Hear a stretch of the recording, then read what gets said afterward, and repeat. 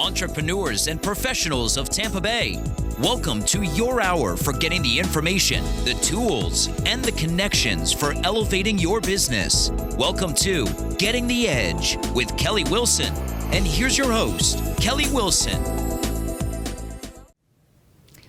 Welcome to Getting the Edge. I'm your host, Kelly Wilson. Thank you so much for joining us today. Getting the Edge is brought to you by Edge Media Hub. You can check out edgemediahub.com for all information about Edge. So much exciting stuff happening in our Edge world. After 9 years, I think we're finally starting to figure some things out.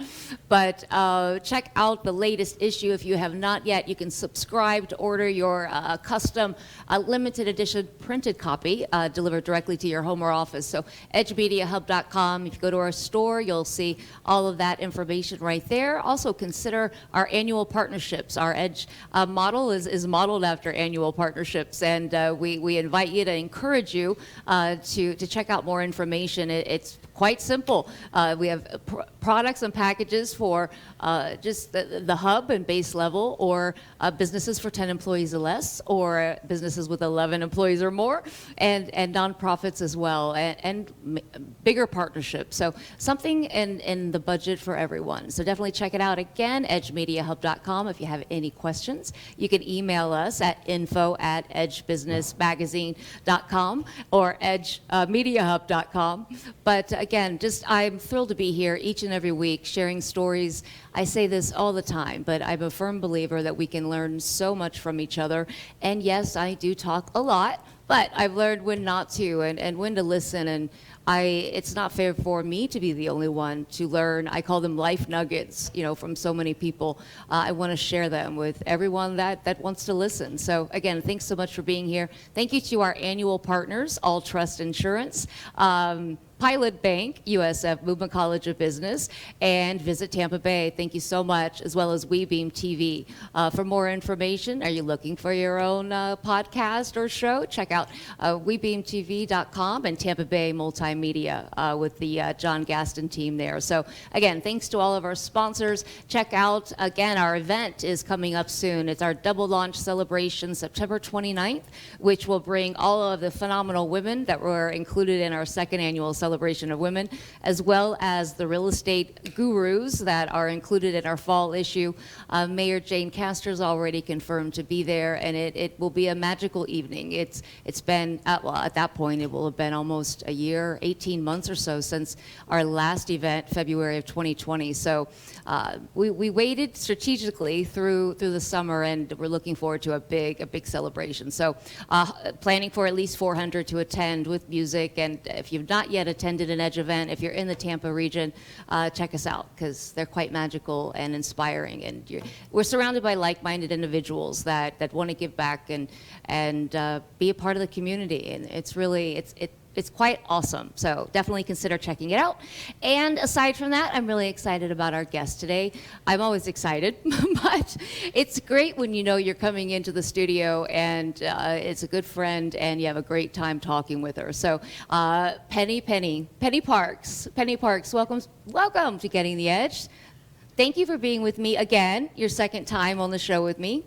Thank you for inviting me, Kelly. You're just terrific, and I think the work that you all do, that you're doing with Edge and what you're doing here in the community is just terrific. So I'm always honored and thrilled when you invite me. So I appreciate that. Thank you. It's been a long time, and it's I think with any business, we tweak as we go, and it's kind of trial and error and just trying to find your way. It's always been a grassroots approach kind of in my mind, and anyway, I'm so happy to be right where we are, and I'm thankful for all of the community support, and yeah, it feels really good. Well, I'll give my own plug to your events, because I have had an opportunity to attend them, and I think that as you said, it's an opportunity for the community to come together and to do a celebration and to just kind of kick back and have a good time and to celebrate each other and to celebrate each other's successes. Yeah. So I think that's a really neat component of your business model, that you have those, and I think that's just terrific. Thank you. It's been a lot. It's been tough not being able to be out in the community. I have built this community around around personalization and relationships, and that's been tough for me. We attempted even to do the show last year, a few of them virtually, and we can do it, but it's just not the same as being able to be in person. But yeah, it's great bringing so many like-minded individuals together. The energy is amazing, and we miss it, and we can't wait. To me, it was too soon to come back with that many people, I thought, for everyone to feel comfortable. I mean, it still may not be at the end of September, in a sense, with the way things are going. But I just wanted to be safe and wanted everyone else to be safe. So anyway. Well, I'm looking forward to it. Yes, likewise. It's interesting with everything that we have going on in the different components. It's like, trying to offer a little bit of something for everyone. People always ask, how are you different? Or where, well, it depends. If you're comparing us to other publications, obviously it's, we do things a lot differently, and we put a bunch of people on the cover, and we like to bring people together. But it's not just about one thing or another. Obviously, we're here each week with amazing people like yourself sharing stories, and trying to pull out those life nuggets, because we all have them, whether we think we do or not. And I think often we're too judgmental of ourselves a lot of the time, and we don't even realize, I think, the value and what the qualities that we could share and provide with others or to others. I would agree. Yeah, I would agree. So you are one of the busiest women that I know, and I don't know how you do it. I'm not sure how I do it either, but yeah. And okay, so let's start. So Links Financial is your my main business. Right, it's your business. 15 years, Kelly. Congratulations. 15 years, wow. yeah. So let's start with that. So tell us about Links Financial. So Links Financial, so we are what would be called a financial intermediary. And so what we do is we arrange capital for businesses, we sell businesses, we restructure businesses. We serve sort of as an advisor to a CEO, or in some cases a CFO of a small to mid-sized business. I'd say about half of the businesses we work with are real estate related, and then half are operating businesses. And so, over the years, Kelly, it's been for me, it's been really rewarding. You always kid me about all the number of organizations that I'm involved with, and my mantra is really about helping people. Oh, that's apparent. I mean, you could feel it when you're around you. I mean, it really, and it's contagious. Kind. I mean, you're kind. Well, I get a lot of joy out of helping people, and when I think of, yes, I am involved with a lot of nonprofit organizations, but I think where I can help people the most is through Links Financial. I've helped people buy out partners. I've helped people buy businesses, and then I've turned around and helped them sell that business that they bought, I've created a lot of millionaires over the years, which is incredibly rewarding. And I feel like I've helped change the trajectory of a lot of families' financial future by raising capital for them, or helping them restructure, or helping them kind of get on the right path. Wow, that's interesting. We'll have to talk after the show. We have a lot of things happening, and anyway. That's interesting. I think back, I was thinking about like the stories or the times that we've had an opportunity to really make a difference for folks. In fact, just last week I was talking to a couple of years ago. This was a gentleman who had been a wage earner his entire career, and he had an opportunity. The company that he was running was a subsidiary of a larger company, and the larger company wanted to sell the business. And so this was an opportunity for him to own his own business. And again, he had been a wage earner his entire life, never thought he'd have this opportunity. And so the people that owned the large business told him, oh, you'll have to have partners, you'll have to, you won't be able to own a lot of the business, and really kind of was somewhat discouraging. But they did introduce him to me. And so we looked at it, we figured out a way to help him, and so he bought a $9 million business. That was the purchase price, and he put all of the money that he had into that, which was $150,000, and we figured out a way to do the rest of it without him having a partner. Wow. And so I'll never forget, so at the closing, after we finished the transaction, I remember his wife looking at me and saying, Penny, you don't understand.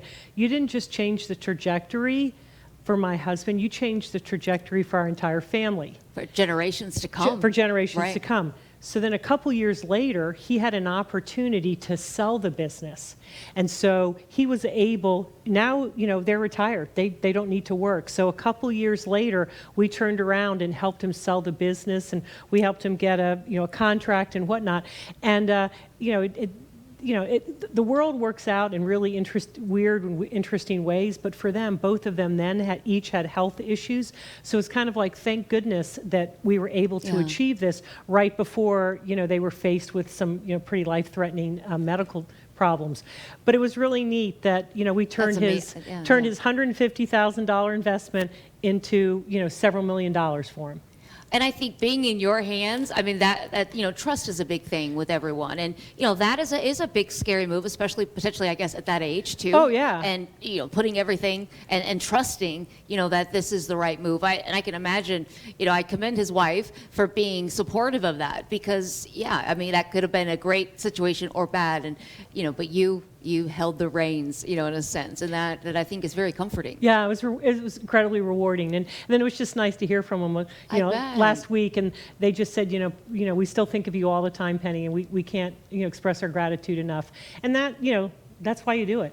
It's so interesting because I think, I know what you do, and we've known you, but I don't think about things and connection-wise, and there's a reason for everything, and there's a reason you're sitting right here today, and you're the guest this morning. It's interesting. Okay, like I said, we'll talk, but Happy to. That is, I love stories like that, and I think that's what it's all about, and it's about how we make others feel. It is. And what we... And, and I know that your event in September, we're really going to celebrate, the women that are on the cover of your magazine. And, of course, I know almost all of them. And I will tell you, when I started my business 15 years ago, my first 2 clients were women-owned businesses. And, there are not a lot of women-owned businesses, particularly women-owned businesses with revenues greater than $1 million. There are just not that many. And so it's been incredibly rewarding to, how there's lots of people publish reports of the top, the largest women-owned businesses in the community and that sort of thing. And it's very rewarding for me to look through that list of names and know that I've had a relationship at some point or another with a large number of the women on that list. So that's been really neat. And that's it's like a legacy you're kind of leaving, behind, or one day. I mean, hopefully never, not anytime soon. But that, I think we all look for that piece where we can be more involved, or just have some type of positive effect. Right. And potentially, if you can throw helping future generations of those families into it, I mean, that's just a bonus, right? I mean, that's awesome. Yeah. Yeah, so it's been that part's been really rewarding, and I feel like, back to what you were saying earlier, trust is a really big, when you're working with somebody's financial, whenever you talk about that with from a personal perspective, or again, we work with businesses from a business perspective. But they almost could be one and the same, especially for the ones that are founders, and exactly. It is personal. It is emotional. It is personal because it's their whole life. Right. All of their financial future is tied up in whatever that business was that they had the gumption to start. And so absolutely, it can be very personal. But it's often the most critical decision that someone is going to be making, about their financial, is trying to make sure for their financial future. Yeah, oh yeah. And I think you just turned the financial outlook different. Because when you think of something where you be passionate about, or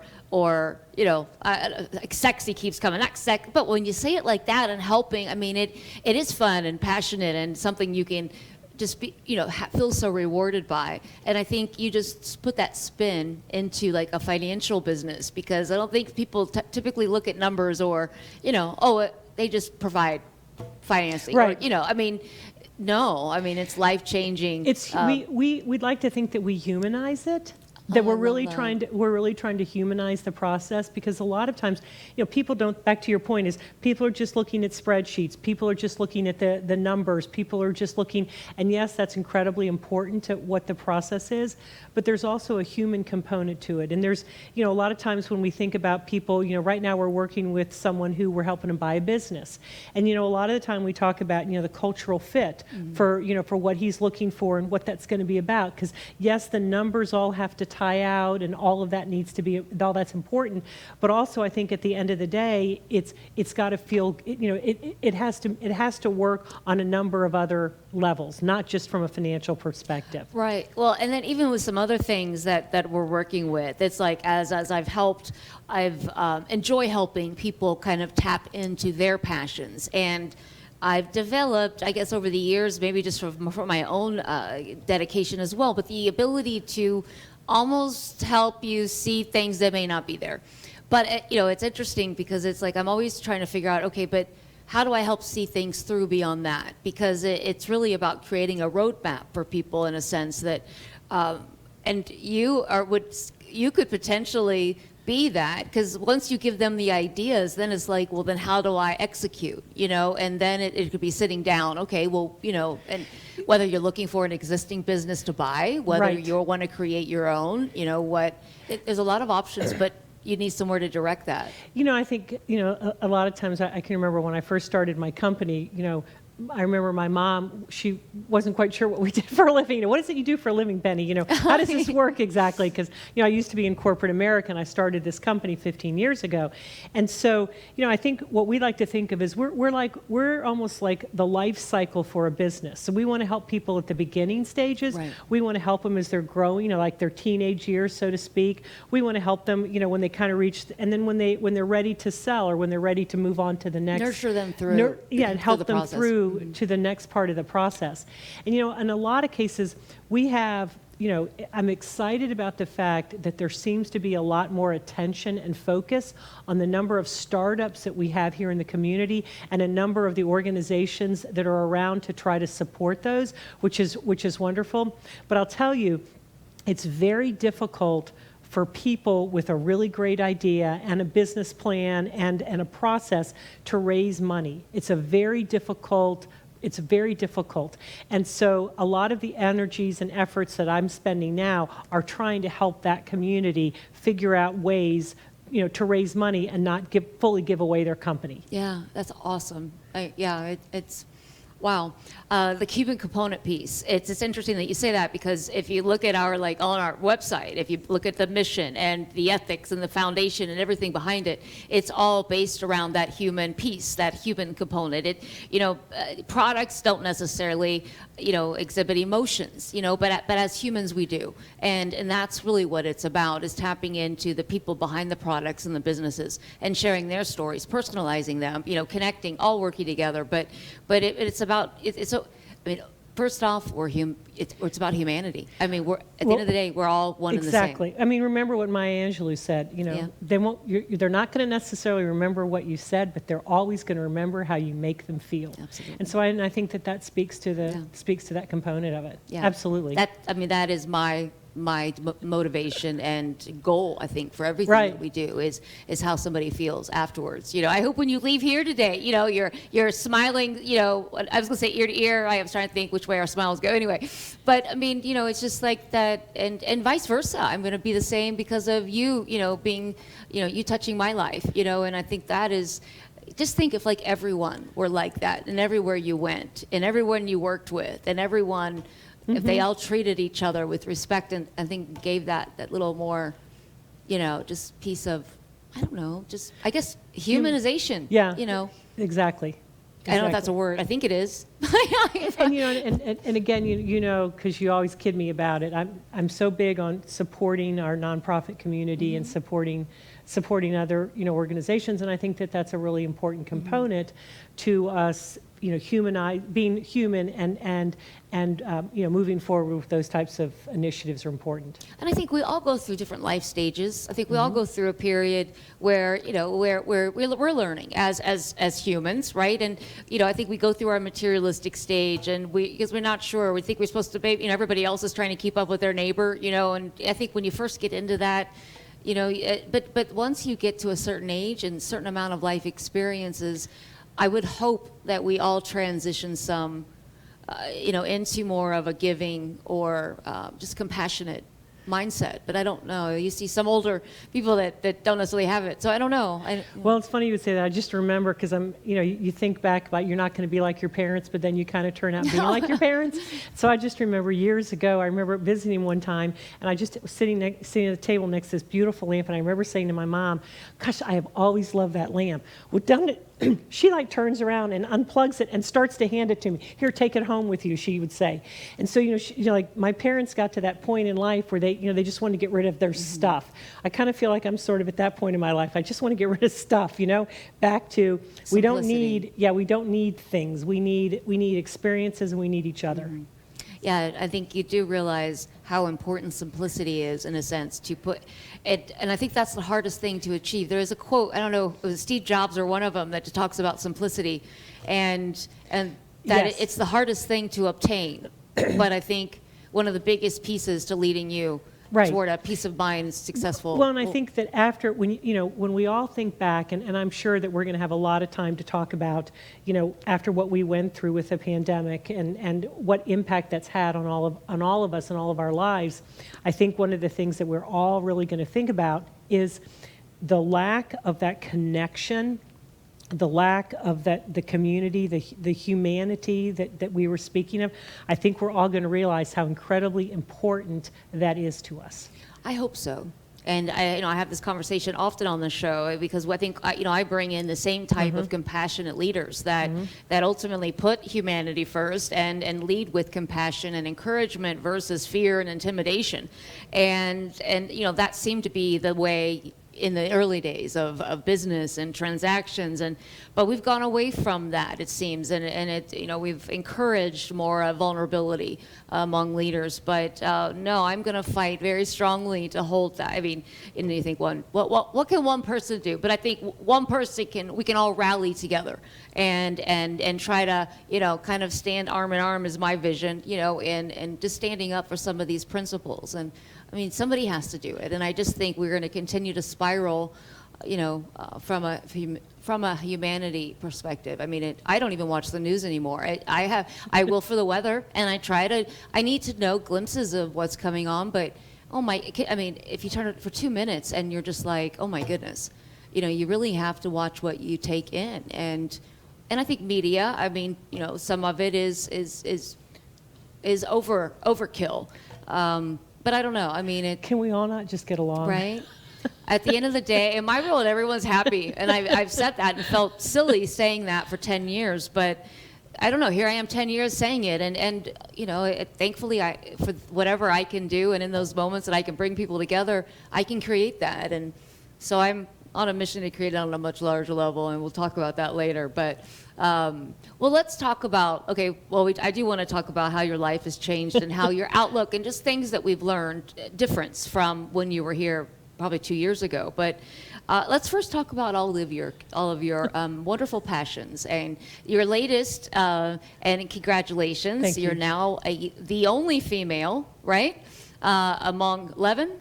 There's 11 of us. 11 of us, right. Out of 11 individuals, you're the only female, but thankfully you're there and now part of the board of the sports authority. Right, Sports the Commission. Tampa Sports Authority. Yeah, so congratulations. Thank you very much. Yes, thank you for getting, for getting there. You represent at least one of us is there, right? It's really neat. I think you always kid me, and I am involved with lots of organizations. Okay, yeah, this is one out of 11. This is one out 12, of a lot. 12, This is one out of a lot. But I'll tell you what, a very dear friend of mine, she's like, I call her my Tampa daughter. She's the one that really encouraged me. She said, listen, Penny, there's a lot of ways that people could be volunteering, not only with, cause-related organizations, and I've been involved, and there's wonderful ones, Make-A-Wish and American Heart Association, American Cancer Society. I mean, there's a ton of really wonderful organizations, right. And I've been involved with those as well. And then there's also, kind of your professional organizations that you're going to be involved with. And I've been involved with a lot of those as well. The CEO Council, I love that organization. And I'm a big fan of the University of Tampa Board of Fellows and past chair of that. I'm a big fan of, and big fan of the Tampa Bay Wave, which, we're trying to help you incubators. And the it's an accelerator here in town, which, I love that organization as well. But there's also an opportunity, and I don't think a lot of people realize this, where our local government has committees and has boards that they really need individuals to serve on. And I was not aware of this until my Tampa daughter, told me about this and explained this to me and really asked me to consider, where would be a good place for you to serve, Penny, because, you bring so much, background, such great background and so many different perspectives. And you care. And I care. It's great to have someone. Right, and somebody that really cares. Right. And so I think that was really the impetus for this. And so when I was looking around at the different options, this one really stood out to me because I really, I feel very passionately about that. And, and a lot of people know that. And you enjoy sports. And I do. Yes. And a lot of people know that from the Tampa Sports Authority, from its involvement with Raymond James Stadium. But a lot of people don't realize that organization is also, in charge of, there's 3 municipal golf courses here in Hillsborough County, and a lot of people don't realize that. We're very fortunate to have those. And so, it's an opportunity for a lot more people to be able to afford and be able to enjoy playing golf. Municipal meaning public, right? Meaning public. Okay. So actually the city of Tampa owns the golf courses, and the Sports Authority is responsible for the management of those golf courses. And maintaining them. And for maintaining them and that sort of thing. And so, I don't think a lot of people even know that they're available. But, golf is a very big part of my life. And so it's just exciting for me to be involved with an organization that's going to help. I mean, just think how neat that would be if we could get, if we could introduce golf to, new young people that haven't been, introduced to it. And, the first tee is a big component of that. And actually the first tee is actually housed at one of the municipal golf courses, Rogers Park, which is great, so that there's, a number of young people that have an opportunity, to be exposed to the game of golf. And, and I think, So I can go on and on about that. I can talk all afternoon. We can be here all afternoon, Kelly, talking about golf, because you know how I feel about it. But, I just think that for me, that was what was really neat about this particular opportunity. Oh, because I didn't know. We were talking about that before the show. I didn't even realize that we had those golf courses. And isn't there there's a new establishment or a new complex? There's a new sportsplex, which is absolutely gorgeous, and it's kind of over in eastern Hillsborough County. And so the intention is, and so this is we're working with the Tampa Sports Commission, which is a little, which is different than the Tampa Sports Authority. Okay. And so what we're trying to do is we're trying to get, they're beautiful fields. I mean, it's incredible. It's a beautiful facility. And as a resident of Hillsborough County, we should all be proud that we have these types of facilities. And again, it's meant to attract folks to come to the community, to hold a soccer tournament or to hold a field hockey event or to do some other type of a sports event here in this community. When you think of the closest ones where people know about the Wild World of Sports over in Orlando. But this, it's really close to an airport. There's a number of hotel rooms in the area. So for folks that are looking to, to hold a large soccer tournament, this would be an ideal place. So not just even locally, anywhere. This facility is more to attract folks to have an opportunity to come and see what else we have available in the community. Like the convention center, in a sense. It's almost like a convention center, but from a sports perspective. Right. And how terrific is that we had the local community had the foresight and had the gumption to do something like that and take something like that on. And to use the land in that way. Exactly, because this was land that was just sitting, and wasn't being utilized. And so here was an opportunity to really turn it into something incredible. Right. Yeah. And meaningful, to the community that will then bring people in, hopefully, and enhance the businesses around that as well. So hopefully it'll bring some, vitality in a sense, to that area that may have not have otherwise. But it will, and it will afford, it's an opportunity also for us to, again, to showcase the community. Because again, if mom and dad are there to watch a soccer tournament, they're not just going to do that. They might go over to Channelside. And now you sound like Santiago. Yeah, well, Visit Tampa Bay. Right, he's a great guy. He is. Just a super, and but he's right. Yeah, he's right, and that's the beauty of this. Well, and I think we all can. sound that way in a sense, because I think we get to the point where we care so much about the community. We've invested, we're invested. It's home Yes. for us, and it's about helping who's here, but also helping to create. Helping pave the way for future generations, to come in and have some of these things. I think we think about that in business, but also just in life and community overall. Exactly. Because we're going to tire at some point. Right. But it's wonderful to see like you said, it's wonderful to see kind of the next generation take up the torch and continue to make this an even more vibrant community than it already is. You're a big fan of Leah Rodden, is that? And I had the pleasure of having her on recently. You were one of the judges. I was. What a neat experience that was. Yeah. What a neat experience that was. It was. And you and Rita Lohman, were both raving about how much fun that was to be a part of it. We had Leah on recently. I don't think she's, she probably will have aired by the time this airs, but what a great young woman.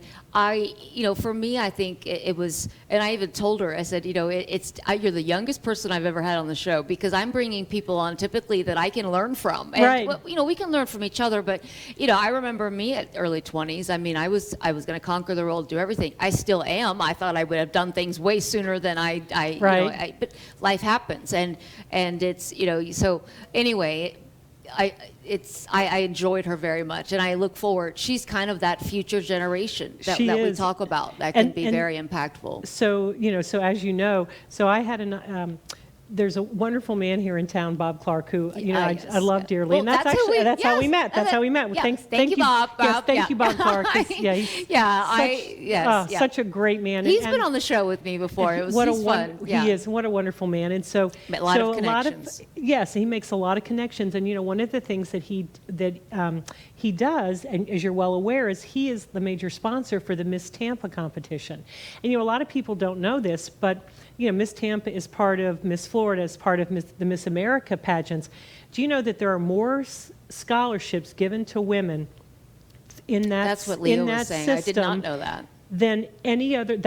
More scholarships are provided to women. The college than any other way. And so what a great opportunity. Right. And it helps young women to because it's it's a little it's sometimes a little scary to have like somebody ask you these questions and put you on the spot in that type of a situation. Yeah, I'm kind of messed with her some because I wanted her off script, right. and she can't help it. It's who she is, and she's trained, really well. Yes. And you can, and it's her. But it's she's trained for these events that she does, and so after an hour of talking with her, I said I love it even more when I can get you off script and you're just Leah, and because it's the same way you talk, except you don't have a almost scripted answer. But it's hard when you're younger too, I think, because we want to make sure we want to be able to articulate you want to say how we feel. Correct. Right. But I'll tell you, so I had an opportunity to judge, as you know, the Miss Tampa contest, and I had never done that before, and it was a great experience, and I felt really good afterwards because they said, "Oh, Penny, you asked really great questions for the the candidates and stuff," and I just really enjoyed it, and it was clearly obvious that she was just in a class by herself. She was just incredible. Yeah. And so, I'm very competitive. Okay, you know really? that, Kelly. I know. I wouldn't have known, Penny. I know. So my first college roommate and I, we used to see who could take a shower faster. That's how competitive I am. I shouldn't have told you that probably, but anyway. That's funny. So I'm a very competitive person, but after meeting her. So what was your record? Do you have a record? So we can do it she was quicker than me. She could do it like 35 seconds or something.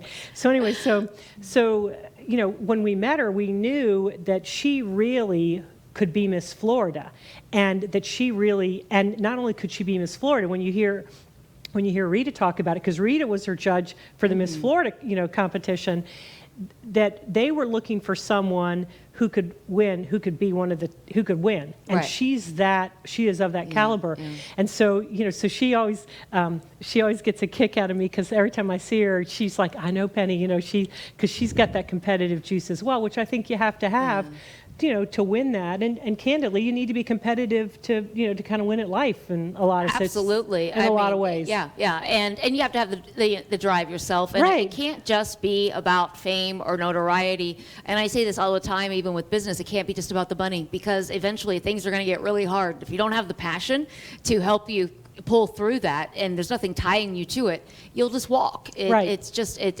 because it's hard. Oh, yeah. And what she is doing is difficult. It is taking on and it's a dedication and a lot of time. And Oh yeah, I mean she's had to put her college career on hold to focus on this full time, to be Miss Florida full time. yeah, well, it's interesting just to see, and I I admire young, ambitious people. It Oh, reminds me yeah. of myself, and I look so again just about future generations. She's a great example, and I think it's wonderful that so many of us in the community, and like yourself, are she's lucky to have so much support. And especially you and Rita Lohman and Bob Clark and these other individuals, it's that's empowering, and I can only imagine having that at such a young age. That is that cheerleader and encourager, and somebody that's guiding you correctly. And that's what, and Ethically, Bob has done that for every Miss Tampa over the years, because I've met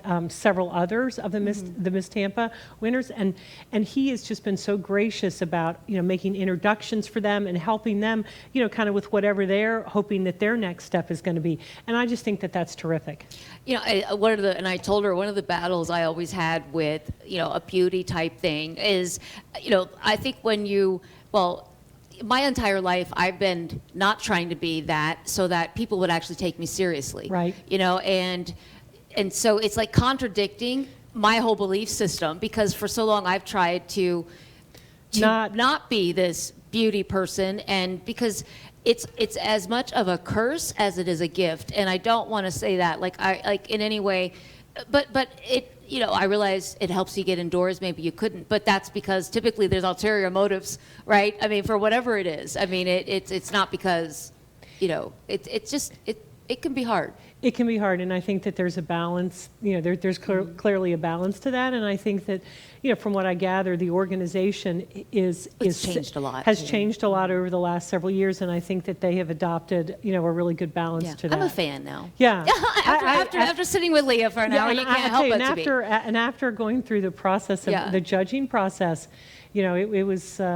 And after I didn't realize it was the biggest, scholarship provider for women, and even talking about the board that you're currently on, or one of the 12, and just even when we're talking about women-owned businesses, it's obvious. I don't know.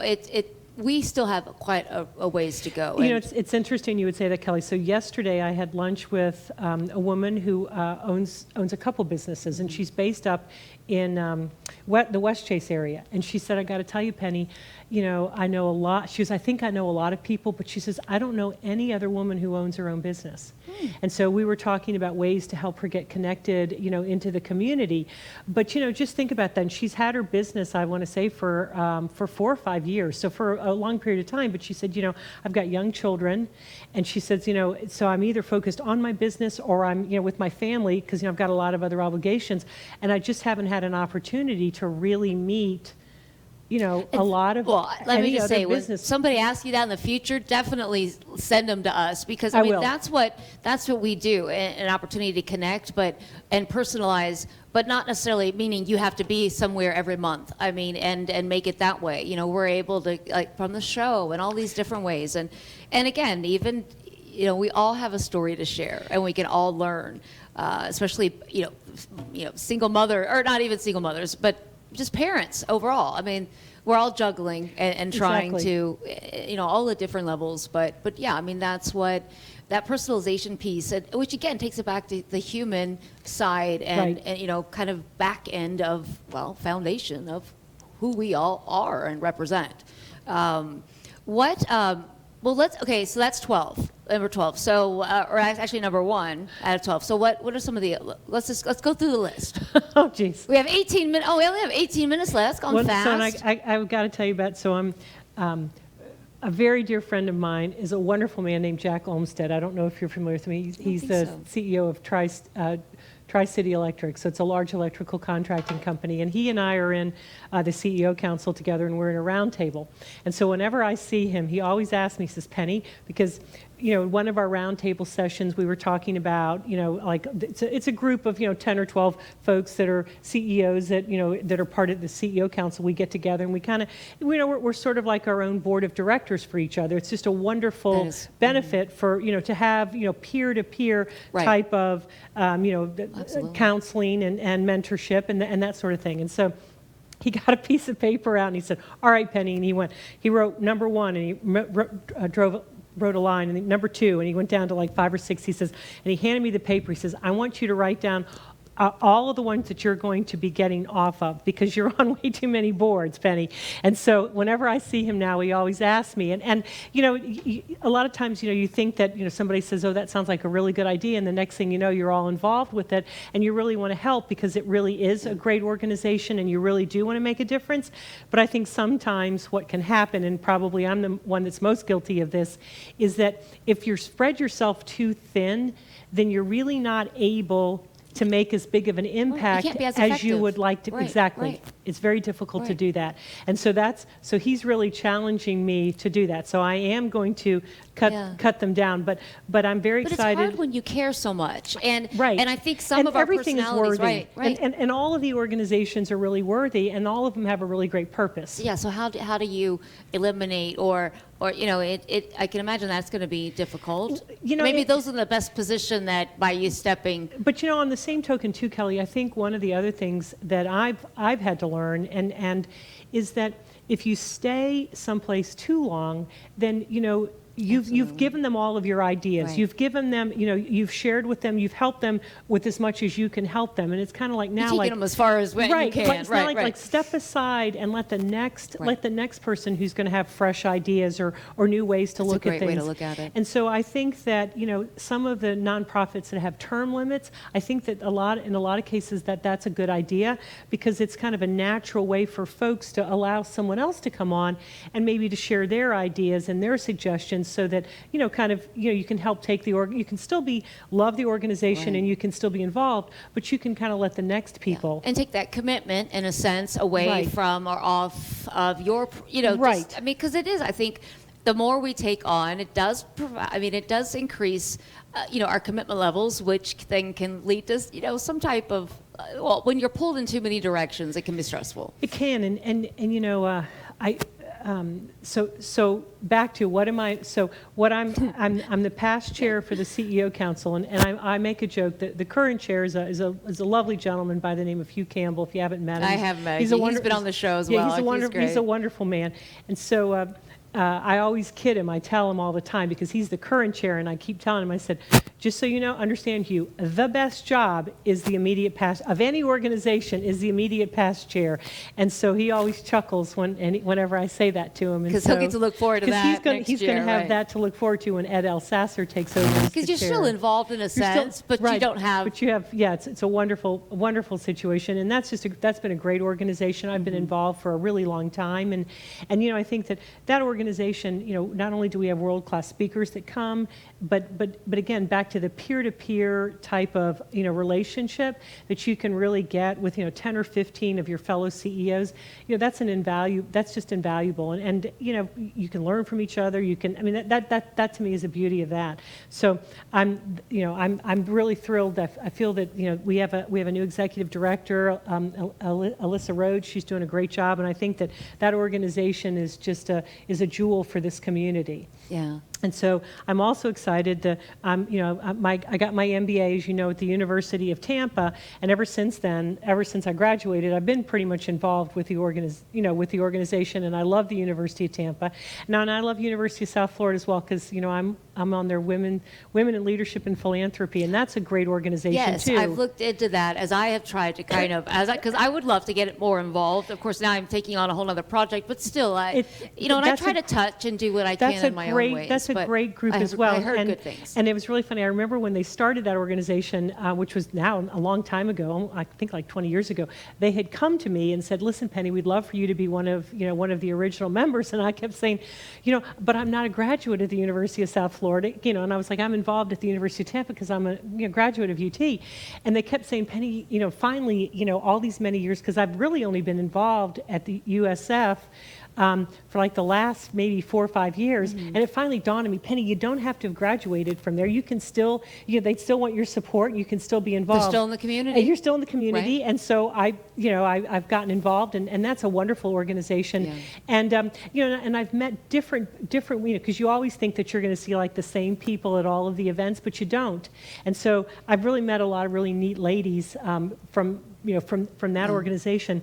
And I love the fact that not only does that organization support the women students at the University of South Florida, but it also supports a faculty member, female faculty members, and I really love that. So like if they have like a specific project or something that they're looking to get research and they need some monies, that the Women in Leadership and Philanthropy supports those That's women great. as well. So I love that aspect of that organization. But, again, my University of Tampa, will always have a special place, in my heart. And I was thrilled to get to serve as the chair of the Board of Fellows this past year. It was a different year because of COVID. But, what's wonderful about that organization, and again, you don't have to be a graduate to be part of the organization, it's the local business community. And when you look around the United States, there's really no other organization that I've ever been able to find that's exactly like the Board of Fellows. So, at a university, you have a Board of Trustees, which is like the governing body of the organization. Okay, well, at the University of Tampa, we have a Board of Fellows, and then we also have a Board of Counselors. And so the Board of Fellows are usually business leaders, people in the business community that are looking for business connections with each other, but are also looking at business connections and ways to support the University of Tampa. And so, we hold a couple of events each year where we have local business leaders come and speak. And then we also hold an event once a year where we have folks, CEOs from outside of the Tampa Bay area that will come and speak as well. And, a lot of thought leaders, it's always wonderful, I think, to hear people's stories, to hear how did you get here kind of a thing, because everybody has their own story about that. Right. And so that's, I think, it's just a wonderful, it has been really a wonderful thing, and it's just been a jewel for the community and for the University of Tampa. Actually, I did not know all the details about it, so thank you for sharing that. Well, and then the Board of Counselors is the other organization, and that's the organization that works more closely. Those are usually people that are members of that organization are younger, and the reason why that's kind of important is they're not that much older than the actual students, so they do a lot of mentoring and a lot more direct involvement with the students at the University of Tampa. And, because so many students come from outside of the community that attend the University of Tampa, that's just a wonderful thing to have a, kind of a local yokel to kind of, help kind of show you the lay of the land. Yeah. So, so it's been great. And I think that, again, the University of Tampa is just a wonderful jewel that we have in this community. I've worked really close. USF is the Muma College of Business is one of our largest partners, but we've also worked, in fact, in our first magazine issue in 2015, Dr. Rebecca White at the Entrepreneurship Center and Dr. Kevin Moore. Right. They're both awesome. They are. Mean, the entire team there they've been very supportive, and they've been contributing writers, and it's a great. It's wonderful, place. and I love that Dr. Rebecca White, really her entrepreneurship program was really supporting, because again, it's back to, if we're really going to truly, be the incubator and the accelerator for startup businesses in this community, it's an ecosystem. And I love the fact, Dr. White talks a lot about the ecosystem, and she talks a lot about, because again, the University of Tampa is a big component of that ecosystem, in addition to the Tampa Bay Wave and a lot of these other accelerators, Embark Collective and the Tampa Bay Tech, the Tech Garage over in St. Petersburg. Those are all important components, but so is that the university, what Rebecca runs. It was I actually met with Dr. White and Kevin Moore. We went at Oxford Exchange, like I said, probably late 2014, and I had been working alongside them, and just, they were very, I guess, like in a mentor way. And actually, Rebecca, I had met through the Center for Women, who, as I was consulting there and working with their business center, had reached out to her about speaking and some engagement. So I had the pleasure of meeting her. But it's a phenomenal group. But as we met at the Oxford Exchange for coffee, she asked me, well, what do you want us to write about? And I said, well, I don't know. I don't have all, and I said, I don't have all the answers. I was really kind of hoping, and she just looked at me and laughed, and it was just so cute. And she was like, you are just so authentic. She's like, I don't think anyone has ever told me or admitted they didn't have all the answers. Most people come into a meeting and they have it all planned out, and they don't even ask for input. Right. And she's like, so, anyway, it was funny, but yeah, they've been great, and it is difficult in a sense, I guess, when you have one connection with one, and I love Moez, and right. I love Moez. Yeah. The dean of the at USF. I think he just does an incredible job. He's been great with us for many years now, and we're, things changed a little during COVID, but prior to that, we were a part of every CEO conversation that they had at Camel's around the corner here downtown, and it's just, he's, again, one of those compassionate leaders, and that's what I think. So we talk about the nonprofits. We've had Tim Marks on, and he's been in the magazine with Metropolitan Ministries. Roger German over at the Aquarium, Mark Cantrell with the Florida Orchestra. All of these, and Judy Lisi with Straz, and Jessica Muroff with, so many of these amazing leaders of these nonprofits. They are so compassionate about the community, and they fit so perfectly in representing these organizations that they do, because they have passions that trigger within that. And I think a lot of them had corporate backgrounds, initially, but felt that yearning to give back in a bigger way.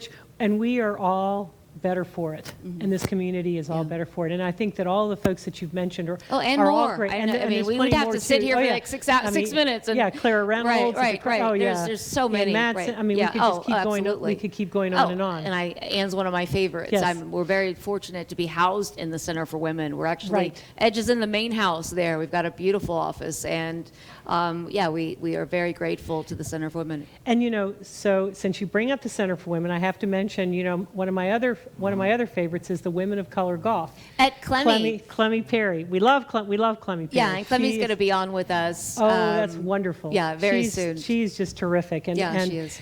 That's a great story. She has a great story, and again, like you said, everyone has a great. Too, but there's another one with. You're right. There's another one with a corporate background, and what she's doing and what she's helping. I think one of the things. I've been playing golf since I was 12 years old, and I do aspire to a single-digit handicap. I don't have one, but I aspire to one. But for I have a lot. No idea what that means. So it means that you would be a really, really good golfer. So I'm not a really, really good golfer. Oh, okay, I'd have a bunch then. Okay, but I think that what happens is, in a lot of cases, women all understand that being able to play golf is a really important, if you want to be successful in business, even though a lot of people will tell you that the demographics and the numbers for golf are sort of on the decline, still in business, that's a very important thing to be able to play golf. But, as an adult woman trying to figure out or trying to learn how to play or trying to figure out a community to play, in which to learn to play golf, that is incredibly difficult. And again, as one of the founders of an organization over 30 years ago called the Executive Women's Golf Association, that was the purpose of that organization, was really to help women to learn how to play the game of golf. You did that? Mm-hmm. I was one of the founders of that organization. Oh, wow. It started over in Palm Beach. 30 years ago? It was over 30 years ago. Oh, yeah. Yeah, it's like 35 years ago. Yeah, really long time ago. I was 5 when I was 5. I was going to say, I'm trying to do math in my head. Right, I was 5 when I did that. Wow. I was going to say, you must have been really young. But what's really neat about what Clemmy is doing, what's really neat about the Women of Color Golf is that, women of color it's even more difficult for them to be made to feel comfortable on the golf course. And so what Clemmy is really helping them do is she's helping kind of remove that barrier for these women. And I mean, what a terrific, you know, And thing tying that she's that doing. passion of hers, you know, Right. into right. Because for her, Kelly, she had that experience. I mean, that's Yeah. part of what drove her. Well, you'll hear this. I don't want to steal her thunder, but you'll hear this when you